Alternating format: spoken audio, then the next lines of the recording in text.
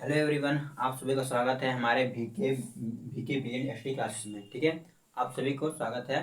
देखिए, कल की क्लास में हम लोग जो प्रश्नावली 1.1 था, ठीक है, इसके विषय हम लोग इसके 4 सवाल पूरा खत्म कर चुके थे। ठीक है, आज हम सवाल नंबर 5 से लेकर बाकी पूरे सवाल को खत्म समाप्त करेंगे। ठीक है, एक बार ध्यान दीजिए, हमारा एक चैनल आप लोग जिसपे आप पढ़ रहे हो, तो चैनल नाम क्या है? वीके बिलियन एसटी क्लासेस है। ठीक है, एक मेरा और चैनल है, ये होता है आपका है लर्न, ठीक है, लर्न टू लाइफ। ठीक है,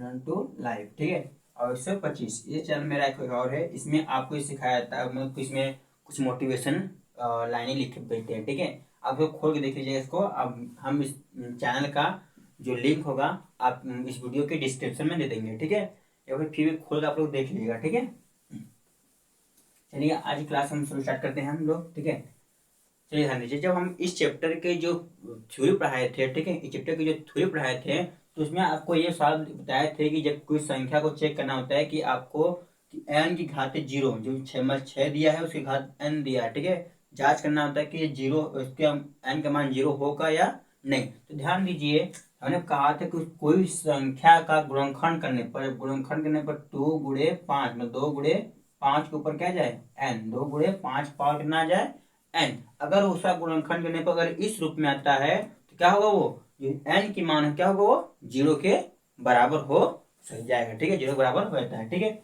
अब इसको सॉल्व करते हैं हम लोग। ठीक है, चलिए ध्यान दीजिए, हम लोग सॉल्व करते हैं इसको। ठीक है, हमको क्या दिया है? हमको दिया है, ठीक है, दिया हमको है 6 का पावर n, 6 का पावर n। हम लोग 6 गुणनखंड करेंगे तो क्या लिखेंगे? 2 गुणे 3 के पावर हो जाएगा n, 2 गुणे 3 की पावर n। तो अगर हम जानते हैं, जानते हम जानते हैं, ठीक है, हम जानते हैं कि हम जानते हैं कि किसी प्राकृतिक संख्या का, जानते हैं कि किसी प्राकृतिक किसी प्राकृतिक संख्या किसी प्राकृतिक संख्या का गुणनखंड गुणनखंड करने पर गुणनखंड करने पर, ठीक है, गुणनखंड करने पर वह क्या है? वह 2 गुणे 5 पावर n के रूप में, n के रूप में होता है, होता है तो तो n बराबर 0, हो जाता है। n बराबर 0 हो, ठीक है, हो जाता है। ठीक है, m बराबर 0 हो जाता है। ठीक है, बस में अब यहाँ जानते हो कि किसी प्राकृतिक संख्या को गुणनखंड करने पर क्या है? वह संख्या किसमें 2 गुणे 5 पावर n के रूप में होता है, तो वह क्या होता है? n बराबर 0 हो जाता है, यानी कि n का मान क्या होता है? 0। लेकिन ध्यान दीजिए, इसलिए जो गुणनखंड है तो क्या उसमें आपका 2 आया, लेकिन 5 यहाँ पे नहीं आया है। ठीक है, इसलिए इसलिए क्या हुआ? 6 पावर n के लिए 6 पावर n के लिए n का मान के 0 के बराबर n नॉट इक्वल टू 0 होगा। ठीक है, क्या है? n बराबर नॉट इक्वल टू 0 होगा। ऐसा क्यों? ऐसा होता है अंगणित आधारभूत प्रायः को अंगणित आधारभूत प्रमेय के साथ। ठीक है, इस वाले कैसे कंप्लीट होगा?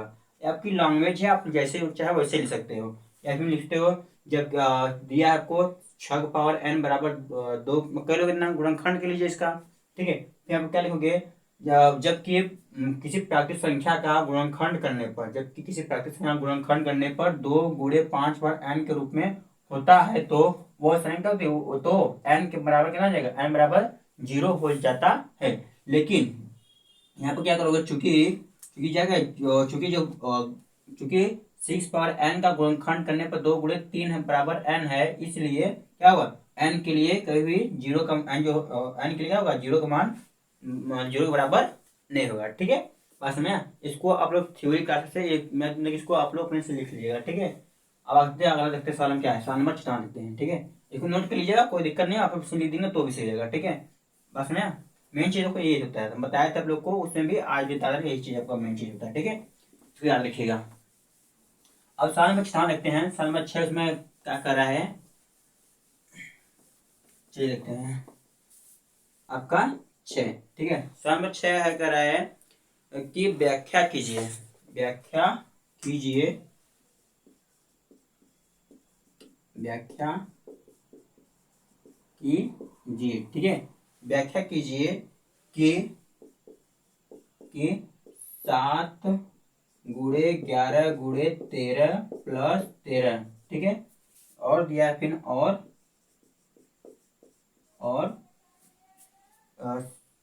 7 गुणे 6 गुणे 5 गुणे 4 गुणे 4 गुणे 3 गुणे 2 गुणे 1 प्लस कितना दिया है, प्लस आपका 5 है। कहना है, पूछना है कि भाज्य संख्याएं क्यों हैं, भाज्य संख्याएं क्यों हैं, भाज्य संख्याएं क्यों हैं। ठीक है, आपको चेक करना है भाज्य संख्याएं क्यों हैं। ठीक है, अब देखने की बात यहाँ पे जो होती है, आपको चेक करना होता है कि भाज्य संख्या ये क्यों है। तो आप जानते हो कि जब अंकगणित के आधारभूत प्रमेय पढ़ाए थे, ठीक है, जब अंकगणित प्रमेय पढ़ाए थे तो उसमें अंकगणित आधारभूत प्रमेय कहता है कि किसी भी भाज्य संख्या का, किसी भी भाज्य संख्या से, मान लीजिए 4 था, ठीक है, किसी भाज्य गुणनखंड करें तो 2 आता था, इसका मतलब कि हम भाज्य संख्या को गुणनखंड करने पर क्या था, वो अभाज्य संख्या हमको मिलता है। ठीक है, अब सवाल लिख सॉल्व करते हैं हम लोग। ठीक है, हमको क्या दिया उसको लिख लीजिए, पहले तो 2 सर्च में दिया, ठीक है, उसको बारी बारी करेंगे। ठीक है, सवाल नंबर 1 क्या दिया, लिखिए ये वाला। ठीक है, 7 गुणे 11 गुणे 13 गुणे 13 प्लस ना दिया है, 13 दिया है। ठीक है, उन दोनों क्या होगा, देखिए 13 कॉमन ले लीजिए, इसमें से 13 कॉमन ले लेंगे, 7 गुणे 11 गुणे, ठीक है, 11 में यहाँ पे 1 है तो मतलब नहीं मिलेगा, प्लस कितना जाएगा, प्लस 1 जाएगा। ठीक है, प्लस 1। अब देखिए 13 हो जाएगा, 11 से 77 प्लस 1। ठीक है, जोड़ेंगे 13 गुणते जाएगा 78, कितना 13 गुणते 78, गुणा कीजिएगा। ठीक है, देखिए आप यहाँ तक लोग कल कोई दिक्कत नहीं। ठीक है, हमें नहीं पूछा है कौन सी भाज्य संख्या है, हमें पूछा है कि जो भाज्य संख्या होगा वो क्या भाज्य है या फिर अभाज्य होगा। ध्यान दीजिए, जो संख्या आएगा देखो उसका 2 गुणनखंड यहाँ पे हो जा रहा है, 13 और 78। ठीक है, 13 और 78 ना 2 गुणनखंड हो जा रहे हैं इसका। लेकिन देखिए, तो भाज्य संख्या नहीं होता है, भाज्य संख्या ये होता है आपका, होता है कि जो संख्या मान लीजिए आपका संख्या कोई दिया है, आपका 8 दिया है, इसे 1 कटेगा, 2 से कटेगा, आपका 4 से कटेगा, ठीक है, और ये 8 से कटेगा। तो भाज्य संख्या होता है जिसका गुणनखंड क्या 1 से, वो संख्या क्या जो एक या अनेकों संख्या से विभाजित होती, क्या होती है, वो विभाजित हो जाती है। ठीक है, गलती आपकी ओके, भाज्य संख्या होती है। अभाज्य संख्या क्या होती है, अभाज्य संख्या का होता है आपका, मान लीजिए कोई 5 है, क्या हो गया, जो एक और स्वयं से कटे, एक और स्वयं से कटे। ठीक है, ध्यान दीजिए जो भी संख्या आएगा उसे गुणा करने पर, ठीक है, जो भी संख्या आएगा वो क्या होगा आपका अलग होगा। ठीक है, थोड़ा सा वेट कीजिए तो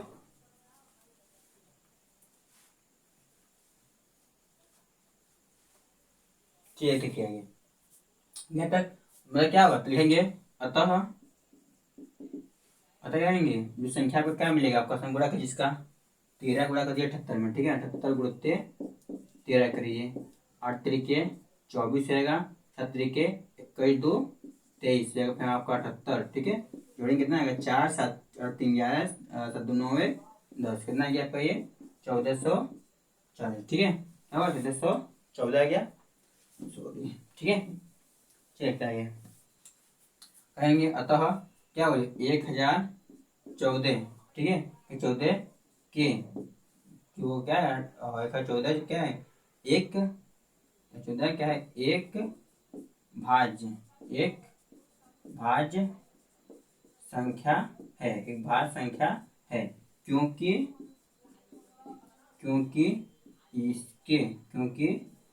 इसके एक के अतिरिक्त, इसके एक के अतिरिक्त, इसके एक के अतिरिक्त खंड है, ठीक है, बस में आपको ऐसे करना होगा। ठीक है, ये वाला सवाल। ठीक है, ऐसे आप वो वाले भी देख लीजिए। ठीक है, वो ऐसे करना होगा आप लोग को।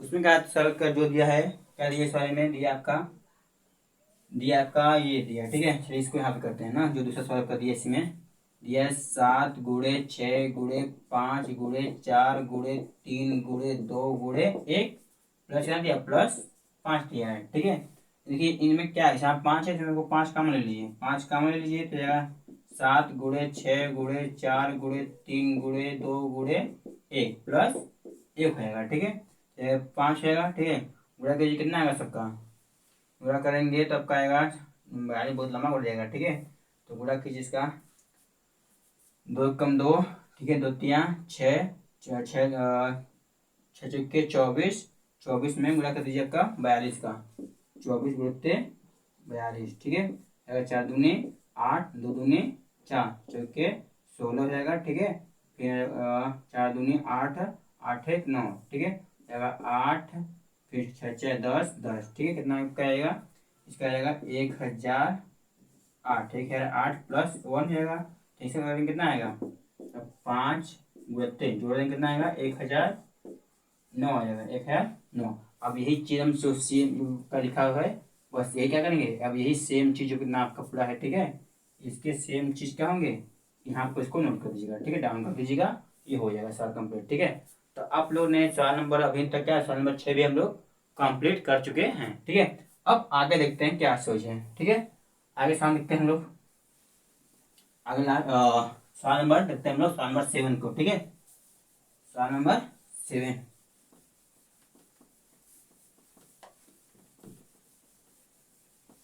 चलिए चलो देखते हैं। सवाल नंबर 7 है, सवाल 7 बहुत लंबा है, लिखने का काम तो करना पड़ेगा। यह है, किसी खेल के मैदान के, क्वेश्चन नंबर 7, किसी किसी खेल के मैदान, किसी खेल के मैदान, किसी खेल के मैदान के चारों, मैदान के चारों ओर, मैदान के चारों ओर एक वृत्ताकार पथ है, एक वृत्ताकार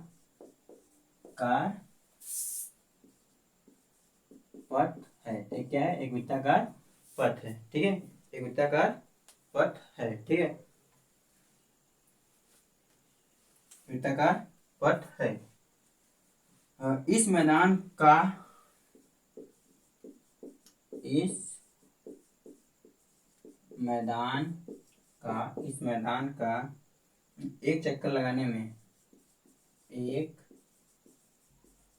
चक्कर लगाने में, एक चक्कर लगाने में, एक चक्कर लगाने में सोनिया को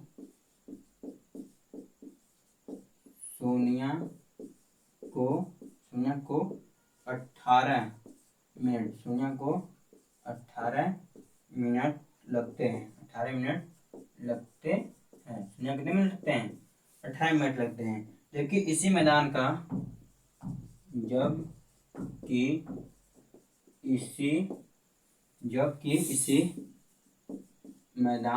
जबकि इसी मैदान का एक चक्कर लगाने में, मैदान का एक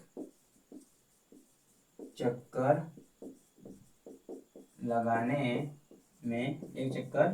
लगाने में रवि को 12 मिनट, रवि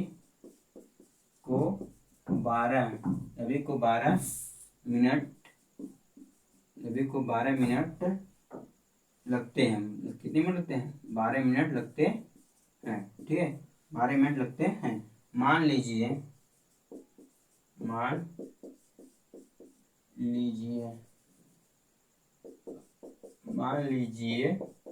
ठीक है, मान लीजिए मान लीजिए कि वे दोनों एक ही,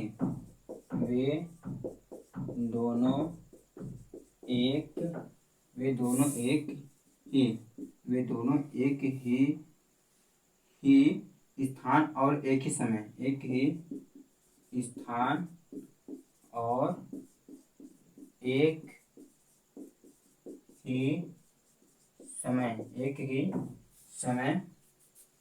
ही समय पर चलना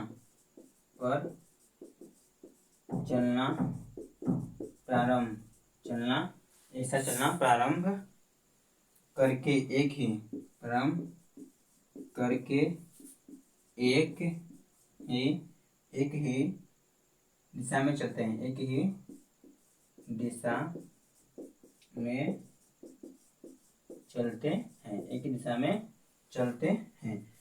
कितने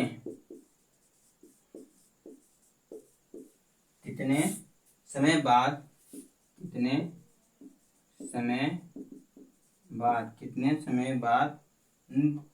पुनः प्रारंभिक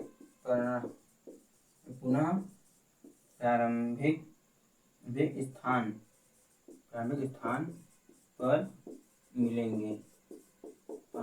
पर मिलेंगे, ठीक है, प्रारंभिक स्थान पे मिलेंगे। देखिए सवाल था बहुत लंबा था, लेकिन इसका सोल्यूशन बहुत थोड़ा सा होगा, ठीक है। बहुत खाली करने में सबको दिखेगा आसान बड़ा होगा, लेकिन करने में क्या बड़ा ही आसान होगा, ठीक है। थोड़ा बहुत पढ़ लीजिए एक बार फिर से आप लोग, ताकि सवाल जितने अच्छे से पढ़ेंगे उतने ही करने में आप लोगों को आसानी होगा, ठीक है।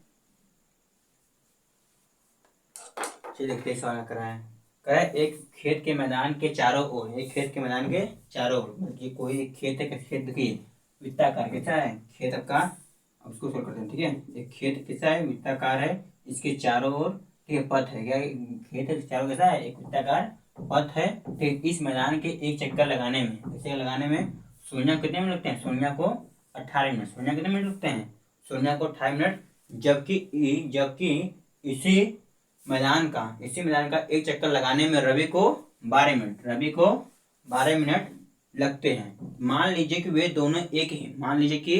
दोनों एक ही स्थान पर और एक ही समय पर चलना प्रारंभ करते हैं, ठीक है, एक ही दिशा में चलना प्रारंभ करते हैं, तो कितने समय बाद वे पुनः प्रारंभिक स्थान पर मिलेंगे, ठीक है। बस इस सवाल को आप करिए, जो सवाल समझ में आ गया आप लोग को, ठीक है। तो क्या दिया इसमें देखिए, दिया आपको है, ठीक है, दिया है सोनिया को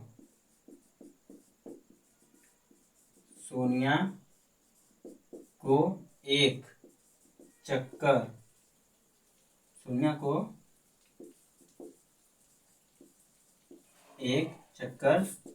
लगाने में समय कितना है, चक्कर लगाने में समय कितना सोनिया लग रहा है, चक्कर लगाने में समय लग रहा है 18 मिनट, कितना लग रहा है 18 मिनट लग रहा है, ठीक है। और रवि को, ठीक है, तो रवि को हो जाएगा आपका, रवि को एक चक्कर लगाने में समय कितना होगा, रवि को 12 मिनट, क्या होगा 12 मिनट, ठीक है। 12 मिनट दिया है सवाल में, दिया इसको ले लिए, ठीक है। बस ये सवाल का निकाल लीजिए LCM, क्या निकाल लीजिए LCM, इसका निकाल लीजिए, सवाल आपका सॉल्व हो जाएगा, ठीक है। अब फिर सवाल करेंगे हम लोग 18 के गुणनखंड कीजिए भाई, गुणनखंड कीजिए 18 का, करेंगे कितना आएगा, 18 तो याद होगा आप लोग कर लेंगे ऐसे कुछ 19 का, 18 कितना आएगा, करेंगे 2 फिर आएगा 3 गुणे 3 आएगा, फिर करेंगे किसका 12 का, 12 करेंगे कितना आएगा 2 फिर आएगा 3, ठीक है, 2 2 3, ठीक है। इसको घात के रूप में निकालेंगे, इसको लिखेंगे घात के रूप में, तो आपको हो जाएगा 2 की पावर 2, ठीक है। इसका करिए LCM निकाल लीजिए, LCM निकालेंगे, ठीक है। तो बड़ी घात वाला 2 की पावर 2, ठीक है, इसमें से छोटी ले लीजिए, घात करेंगे, इसको भी करेंगे, एक हो जाएगा 3 की पावर 2, ठीक है, और 3 की पावर 2, ठीक है। बड़ी घात तो हो गया ये वाला, ठीक है, और उसमें से छोटी बड़ी घात ये हो गया, ठीक है। तो कितना आएगा 4 यहाँ पर है, यहाँ पर 9 जो कि 36, कितना गया 36 मिनट आ जाएगा, ठीक है। बात समझे, ठीक है। आज देखिए आपका जो प्रश्नावली 1.1 था, इस चैप्टर का हुआ आपका समाप्त हुआ। प्रश्नावली 1 का क्या हुआ, प्रश्नावली 1 का हमने हर एक सवाल को अच्छे और बारीकी से बताते हुए नंबर 7 तक पूरा खत्म कर चुके हैं, ठीक है। आपका आज के इतना काफी है आप लोग के लिए, ठीक है। हम मिलेंगे कल नेक्स्ट वीडियो में और किसके साथ, अपरिमेय संख्याओं के पुनर्भरण के साथ, ठीक है।